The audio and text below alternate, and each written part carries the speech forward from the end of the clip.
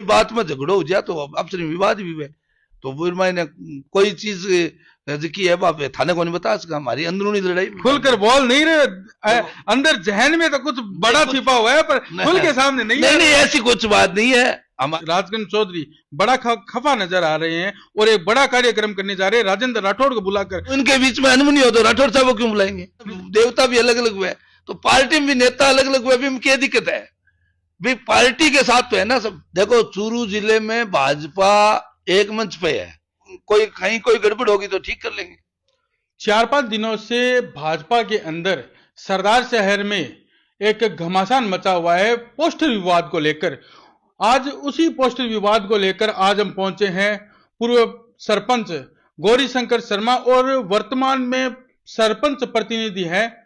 इनसे हम बात करेंगे कि इनका जो कार्यक्रम हुआ था, उस कार्यक्रम को लेकर जो पोस्टर विवाद हुआ है वो कैसे हुआ, इनका कार्यक्रम था और कार्यक्रम में हरियाणा के प्रभारी सतीश पूनिया ने शिरकत की थी और कई विकास कार्यों का जो लोकार्पण है किया था। नमस्कार सर। नमस्कार। अशोक पिंचा की राजकुमार रिणवा से नहीं बनती, राजकुमार रिणवा की अशोक पिंचा से नहीं बनती, अशोक पिंचा की सभापति राजकरण चौधरी से नहीं बनती। जो ये एक दूसरे के प्रति जो ये फैला हुआ है मामला कि किसी के साथ किसी की नहीं बनती। अभी बात करते हैं कि अशोक पिंचा की और राजेंद्र राठौड़ की नहीं बनती, ऐसा जो मीडिया में ये चल रहा है और आमतौर पर जो ये मंच है वहां भी ये दिखाई दे रहा है। आपके कार्यक्रम की बात करें तो वहां पर सतीश पूनिया के अगल बगल दोनों तरफ दोनों बड़े नेता बैठे थे, दोनों तरफ पूर्व विधायक थे, पर दोनों पूर्व विधायकों ने एक दूसरे से नजरें नहीं मिलाई और आपने तीनों को घोड़ी पर बिठाकर मान सम्मान किया। तो जो ये पूर्व विधायक अशोक पिंचा की जो एंट्री हुई है उससे जो आगामी पंचायतों के चुनाव होने, इनमें कोई बड़ा असर दिखेगा या कोई अलग पहलू निकल के आएगा? ऐसा है, अशोक पिंचा का बारे में आपने जो कहा है, एक गलती अशोक पिंचा ने यह की कि एक बार टिकट नहीं दिया और वो बगावत कर ली, वो बड़ी गलती थी और पार्टी ने पनिशमेंट के रूप में उनको पार्टी से निकाला भी था। मगर आप उनका पीछे का इतिहास देखो, जब देश की आजादी के बाद जनसंघ में उनके पिताजी यहां जब कांग्रेस का बोलबाला था, कोई नाम नहीं वाला बीजेपी ने जनसंघ, उस समय उनके पिताजी जनसंघ से वो पार्टी की सेवा करते थे। जो कोई पार्टी में पैसा खर्च होता था तो इनके परिवार से होता था। और उसके बाद जब 1993 में भंवरलाल जी यहां से चुनाव लड़े थे और 94 में पार्टी से निकले तो पूरी पार्टी बीजेपी के जितने वर्कर कार्यकर्ता थे भंवरलाल जी के साथ चले गए थे। जब पार्टी जीरो पे आ गई तो उसी अशोक पिंचा और 5-10 लोग थे, जगदीश जी बनियासर, अशोक जी पिंचा, प्रताप जी पूर्वा, मैं कितने नाम बताऊं, हमारे पुरोहित जी थे, लूण जी और बहादुर सिंह जी शेखावत, इन लोगों ने इस पार्टी को मतलब मेहनत करके और सिंचा था। जब मुझे याद है 1998 में यहाँ जब चुनाव हुए थे तो यहाँ बीजेपी की टिकट लेने वाला नहीं था और उस चुनाव में अशोक पिंचा के पास मैं अशोक जी के साथ था, भैरव सिंह जी का फोन आया, अशोक जी जयपुर पहुंचो, और जयपुर पहुंचे, बोले तुम्हें चुनाव लड़ना है। इसने मना नहीं किया, चुनाव भैरव सिंह जी का आदेश मान के चुनाव लड़ा। चुनाव लड़ने के बाद एक बार जीते, मगर भंवरलाल इतना बड़ा कद्दावर ब्राह्मण महासभा का अध्यक्ष था, उसके सामने चुनाव लड़ना कोई मामूली बात, कोई टिकट ही नहीं मांगते थे, ये चुनाव लड़ता था। दूसरी बात, मुझे कभी आश्चर्य होता कि इतनी बार हार गया। अरे वसुंधरा जी के सामने जो लड़ता है वो हारता है, अशोक गहलोत के सामने लड़ता है वो हारता है, बड़े दिग्गज नेता के सामने किसी की हिम्मत नहीं होती, उनकी हार नहीं होती। अरे वो संघर्ष करते थे, वो ऐसे कार्य करते थे। आपका जो कार्यक्रम हुआ था उसको लेकर पूरे तहसील में जो ये भाजपा का जो चर्चा का विषय बना हुआ कि भाजपा में आपसी फूट है। अभी आपको बता दें कि आपने बताया था कि राजकरण जी से आपके कोई मतभेद नहीं है। अब थोड़े दिनों के अंदर कार्यकाल से पहले राजकरण चौधरी शहर में विकास कार्यों का लोकार्पण करेंगे, राजेंद्र राठौड़ को बुला रहे हैं, तो क्या एक मंच पर दिखेंगे आप और अशोक पिंचा, राजकुमार रिणवा, राजेंद्र राठौड़?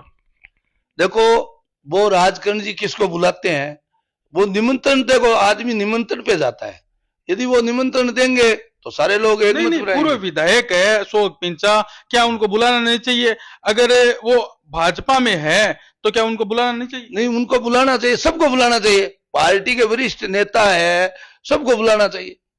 आप बोल रहे हो कि निमंत्रण, अगर कोई सीनियर नेता है, अगर उनको नहीं बुला रहे हैं तो आपको नहीं लगता कि कहीं ना कहीं भाजपा है जो गुटों में बंटी हुई है? नहीं, ऐसा तो कुछ नहीं है। कई बार अशोक जी को पार्टी के लोगों ने बुलाया भी था, तो वो वहां गए भी नहीं। मैंने भी एक कार्यक्रम किया था गांव में वृक्षारोपण का। राजकुमार जी, रेणुआ जी और ये प्रधान जी मधुसूदन जी, ये गए थे वृक्षारोपण में। अशोक जी नहीं गए थे। अब वो क्यों नहीं गए, वो उनसे सवाल किया जा सकता है। कहीं कहीं अशोक जी भी नहीं जाते। पार्टी, हो सकता है पार्टी बुलाए, वो नहीं आए। अब वो आपको दिमाग में लगता होगा, हो सकता है कि उनके दिमाग में कोई और बात हो, अशोक जी के दिमाग में चल रही हो भी। वो अशोक जी वाली बात मेरे समझ में नहीं आती। मैं इतना समझदार नहीं हूं। मगर पार्टी जब बुलाएगी, मेरे हिसाब से तो अशोक जी को जाना चाहिए और उनको बुलाना चाहिए। अशोक जी का जो फायदा है वो पार्टी को लेना चाहिए। हो सकता है पार्टी को ये लगे कि अशोक जी सही नहीं है तो टिकट नहीं दे, मगर जो अशोक जी के समर्थन में है, अब आगे पंचायत चुनाव आना है, पंचायत चुनाव फतेह करना है कांग्रेस के खिलाफ। हमारे मुख्यमंत्री जी जो अच्छा काम कर रहे हैं, पहली बार इतना मतलब अच्छा काम हो रहा है प्रदेश में। मोदी जी जो अच्छा काम कर रहे हैं, उस विजन में हम जीतेंगे तभी तो सफल होंगे ना। सर, एक सवाल और है कि आपको नहीं लगता कि जो आगामी विधानसभा चुनाव होने हैं उनकी उनकी जो फाउंडेशन की नींव है अभी से शुरू की जाए? क्या लगता है कौन नेता है जो इस बार टिकट की दावेदारी करेंगे और पार्टी किसको टिकट दे सकती है? क्या लगता है कोई मजबूत नेता है तहसील में? देखो, तहसील में बीजेपी का हर कार्यकर्ता मजबूत होता है। बीजेपी का हर कार्यकर्ता मजबूत होता है। मजबूत नेता की जहां तक बात है ना, वो तो अब पुनर्गठन होगा। पुनर्गठन में कौन, तहसील में कौन क्या होगा, क्योंकि अभी आपने सुना होगा पूरे लोकसभा का, विधानसभा का पुनर्गठन होना है। तो उसमें जो कौन कहाँ रहता है, कौन क्या परिस्थिति बनती है, कौन सा नेता आता है, भी वो सारा समीकरण जिला लेवल पे बनेगा। नहीं, आपका कोई पसंद का नेता हो, उसको लेकर विकास कार्य हो, ऐसा लगता है? मेरे तो पार्टी पसंद है, बीजेपी। बीजेपी का कोई भी पार्टी टिकट देगी। मैं क्या कह रहा हूं, हमारा परिवार भंवरलाल से मेरे पिताजी के बहुत घनिष्ठ संबंध थे, और जब उन्होंने पार्टी छोड़ दी तो हम उनके साथ नहीं गए, हम बीजेपी के साथ रहे। ब्राह्मण थे, हमारा मान सम्मान करते थे, बहुत ही मतलब गरीबा का मसीहा। वो कांग्रेस में होंगे, मैं कोई सच बोलने में नहीं डरता। मगर जब उन्होंने बीजेपी, और उन्होंने बीजेपी ने उनको बहुत कुछ दिया। यदि वो बीजेपी में रहते तो बहुत बहुत बड़े नेता बनते। उन्होंने गड़बड़ की, क्यों? राजा खेड़ा की टिकट भैरू सिंह जी से उन्होंने मांगी थी, मैं उनके साथ रहता था, और भैरू सिंह जी ने कह दिया कि मेरे कोई दिक्कत नहीं है, वहां जो वहां को मनोरमा सिंह है उनसे आप बात कर लो। उन्होंने मना कर दिया। जो खत्म हुए थे ना उनकी घरवाली, उन्होंने कहा मैं लड़ूंगी। तो भैरू सिंह जी वहां लोकल स्थानीय लेवल पर उनको दिया, भवनलाल जी नाराज हो गए और पार्टी छोड़ दी। मगर हम भवनलाल जी के साथ नहीं गए। मैं तो सर, आमजन में चर्चा है कि जो ये भाजपा की फूट है उसको लेकर जो आगामी नगर परिषद के चुनाव होने हैं वो भी भाजपा है जो हारने जा रही है, और पंचायतों के जो चुनाव होंगे उनमें भी भाजपा हारेगी। उसका मुख्य कारण है कि जो आपसी मतभेद, मनमुटाव और भाजपा जो गुटों में बंटी हुई है, जब कार्यक्रम होते हैं तो एक मंच पर एक नेता है वो दिखाई नहीं देते हैं। तो इसको लेकर आपको क्या लगता है कि कोई गुटबाजी है, उनको साथ रहना चाहिए या फिर अलग अलग चलना चाहिए? देखो, साथ रहने में फायदा है। कांट एक बंसी तो बीजेपी जीत सी। और देखो, अभी पीछे प्रधानों के चुनाव हुए, बीजेपी ने अच्छा रेजल्ट दिया। पहले चेयरमैन भी बीजेपी का भी सुषमा जी पिंचा बने। और सिटी क्षेत्र में तो मैं नहीं कह सकता, मैं यहाँ की जानकारी स्थिति नहीं है। यदि देहात में, ग्रामीण क्षेत्र में हम सब एक हो गए और एक ही दिखे, आपको नहीं दिखता? राजकुमार जी रिणवा हमारे यहाँ के मतलब वरिष्ठ नेता है, हमारे प्रतिनिधि है यहाँ तो एक दिखने की अगर बात कर रहे हो तो जब सतीश पूनिया सरदार शहर पहुंचते हैं और राजकुमार रेणुआ इनका भव्य स्वागत करते हैं, तो वहां पर प्रधान प्रतिनिधि जिला के उपाध्यक्ष मधुसूदन राजपुरोहित भी नहीं दिखाई देते हैं, सभापति राजकरण चौधरी भी नहीं दिखाई देते हैं। इनका मुख्य कारण क्या हो सकता है? नहीं, उनके मधुसूदन जी के तो कोई पारिवारिक काम था, वो बाहर गए हुए थे। मैंने उनसे बात की थी तो बोले कि मैं तो भी मेरे प्रोग्राम में भी पहले तो बोले मैं आऊंगा, फिर बोले कि मेरे तो परिवार में अचानक काम हो गया। बाकी इस सवाल का जवाब वही दे सकते हैं, मैं छोटा कार्य करता हूँ। सर, आमदन में चर्चा है ये कि जिले के बड़े नेता है, उन्होंने फोन करके कहा था इन कार्यक्रम में नहीं जाना है। नहीं, ऐसी जिले के बड़े नेता ऐसी अच्छी हरकत नहीं करते। जब आपको ये पता है कि कौन नेता है वो फोन करते हैं। चलो कोई नहीं, ये पार्टी का प्रोटोकॉल होगा कि आप खुलकर सामने नहीं आ रहे। पर एक सवाल और है, आपकी ग्राम पंचायत है, आपने जिस प्रकार से कहा था उस प्रकार से नहीं बनी, इसी को लेकर ये बड़ा कार्यक्रम रखा गया होगा। नहीं नहीं, ये मेरा तो सतीश, देखो 2 बार मेरे, जब 2005 से मैं सरपंच था, 10 में मैंने राठौड़ साहब को बुलाया था, मेरे सारे कार्यों का लोकार्पण राठौड़ साहब ने किया था। 2015 से 20 में, फिर 20 में मैंने राठौड़ साहब को ही बुलाया था, हमारे जिले के वरिष्ठ नेता है। सतीश पूनिया मेरे बचपन के नेता थे। मैं जब विद्यार्थी परिषद में था तो सतीश पूनिया हमारे प्रदेश में, वासुदेव जी देवनानी, सतीश जी पूनिया, मुकेश जी दादी जी, ये हमारे मतलब नेता थे। सुनील जी बंसल जो राष्ट्रीय महामंत्री है, वो हमारे नेता थे। अब सतीश पूनिया जब युवा मोर्चा के मतलब जयपुर के प्रदेश के अध्यक्ष बने, तो मैं युवा मोर्चा के देहात अध्यक्ष था। हमने तो सतीश पूनिया को तो मैं पर्सनली अपना नेता ही सतीश पूनिया को मानता हूं। पार्टी के अंदर किसी को पसंद करना है व्यक्तिगत रूप से, तो हम बचपन से इनके साथ रहे हैं, हमने बचपन में इनके साथ काम किया है और इनको मतलब अंदर तक जानते। इतना मतलब विशाल हृदय वाला नेता नहीं हो सकता, इतना बड़ा हृदय है इनका, आप सोच नहीं सकते। सर आपके जो नेता हैं उनको हरियाणा से लेकर आए, क्या आपके नेता राजस्थान में नहीं मिले आपको? जिले में बड़े नेता नहीं आपके? हरियाणा के नहीं है, ये चूरू जिले के ही है सर। अभी सर नहीं, मैं ऐसे नहीं बोला हूँ, मैंने ये कहा है कि प्रभारी है भाजपा के, हरियाणा प्रभारी रहेंगे ना, आपको जिले से बड़े नेता को लाना चाहिए। तो पूरे राष्ट्रीय प्रभारी बना दिया जाए तो ही हम लेके आएंगे। हमारे परिवार के मेंबर है वो, हमारे परिवार के हैं, हमारे इतने बड़े, हमें तो खुशी है कि आज इतना बड़े प्रदेश के वो प्रभारी है और चूरू जिले के लाडले हैं। तो चूरू जिले का तो गौरव का विषय है ना। और चूरू के दो बड़े नेता राजेंद्र राठौड़ साहब और ये सतीश जी पूनिया, अब हम दोनों का मान सम्मान करना चाहिए। कल को आज पार्टी राष्ट्रीय स्तर पे इनको मतलब जिम्मेवारी दे दे तो क्या हमारा फर्ज नहीं बनता कि उनका स्वागत करे? चूरू जिले में ऐसा लगे कि भी नहीं, सर बात ये नहीं है, आपकी बात सही है कि अगर कोई बड़ी जिम्मेदारी मिलती है आपके नेता रहेंगे, पर जिले के अंदर अभी राजेंद्र राठौड़ को बड़ा नेता मान रहे हैं। एक विधायक है आपके चूरू से जो भाजपा से जीते हुए हैं, क्या नहीं लगता कि राजेंद्र राठौड़ को एक बार फिर बुलाकर स्वागत करवाना चाहिए था और जो लोकार्पण कार्यक्रम है वो रखना चाहिए, जैसे जिले में मजबूती मिले भाजपा को?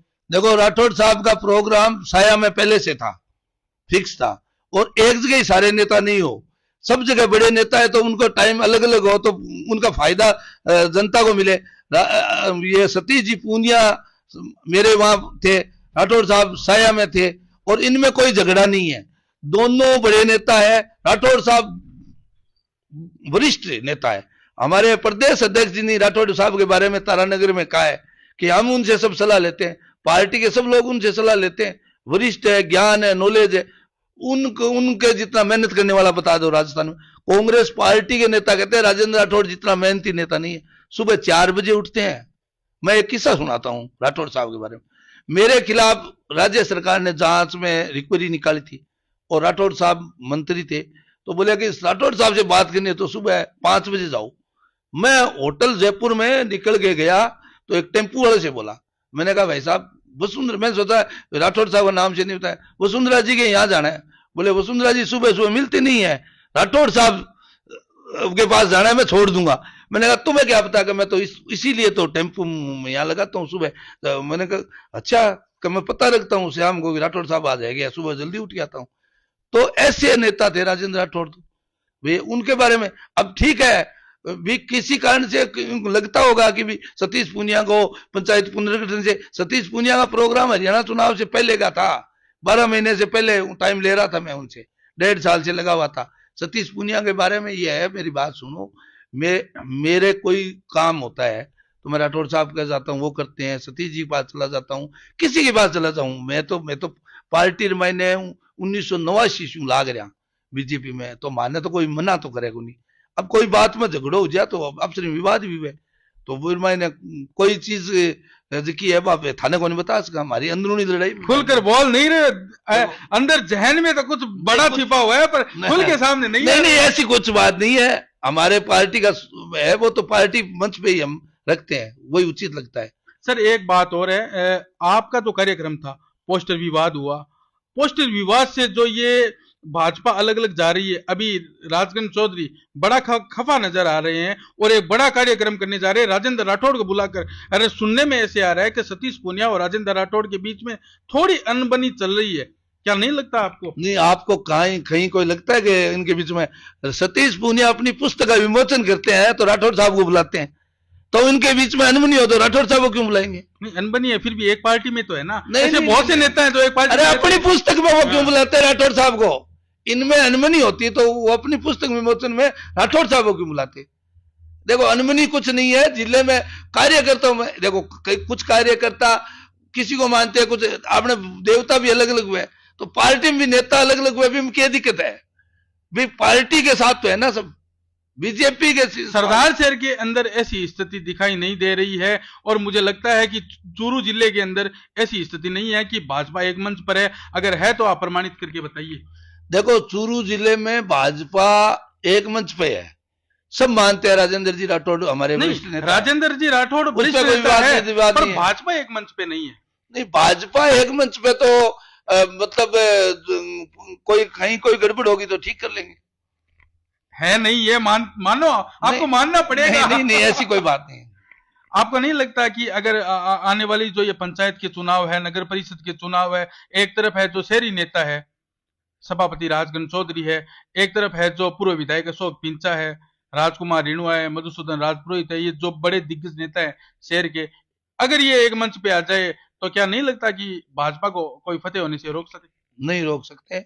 यदि मन से एक होके लग जाएंगे ना तो कांग्रेस का पत्ता ही साफ हो जाएगा। आप क्या कहना चाहेंगे? अगर भाजपा एक करने के लिए अगर कुछ कहना चाहे तो आप कह सकते हैं। बड़ा, सबको बड़ा मन रखना पड़ेगा, पुरानी बातें भूलनी पड़ेगी, और बोलो को अंदर की जो खटास है ना।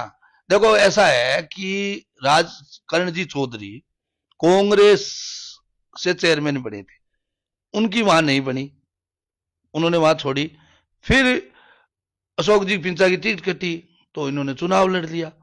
वो भी बात ठीक थी कि सबको सपना दिखता है कि एमएलए बन जाएंगे। सही बात। और एमएलए, इसका नुकसान ये हुआ कि बीजेपी में जो जाट समाज था वो लामबंद हो गया इनके तरफ, तो हमारी पार्टी को कमजोर, मतलब नुकसान हुआ। और उसके बाद इन्होंने बीजेपी का भी दामन थाम लिया। उसमें ईश्वर राम जी डुड्डी भी है, लालचंद जी छिरंग भी है, लालचंद जी मूंड भी है, काफी नेता हमारे आए हैं। अब उनको सब हम एक साथ लगेंगे ना तो बीजेपी जीतेगी। अब सबको पद की लालसा हो जाएगी या सारे लोग इस तरीके से काम करेंगे तो मुश्किल है। विवाद से शुरू हुआ ये मामला अब थमने का नाम नहीं ले रहा है। अभी ये जो गरमाया हुआ मामला है, आगामी दिनों के अंदर जिले के जो बड़े नेता है राजेंद्र राठौड़ सरदार शहर में आने की सूचना है जो मिल रही है और बड़े जो शहर में काम हुए हैं विकास कार्यों को लेकर उनका लोकार्पण करेंगे। और देखना यह होगा कि अगर भाजपा एक मंच पे आती है तो क्या कोई फतेह होने से रोक सकता है? कि गौरीशंकर जी पूर्व सरपंच का कहना है कि अगर भाजपा एक मंच पे हो, अगर एक दूसरे से मनमुटाव दूर हो तो भाजपा एक मंच पे जरूर आएगी। मिलते हैं अगले वीडियो में, धन्यवाद।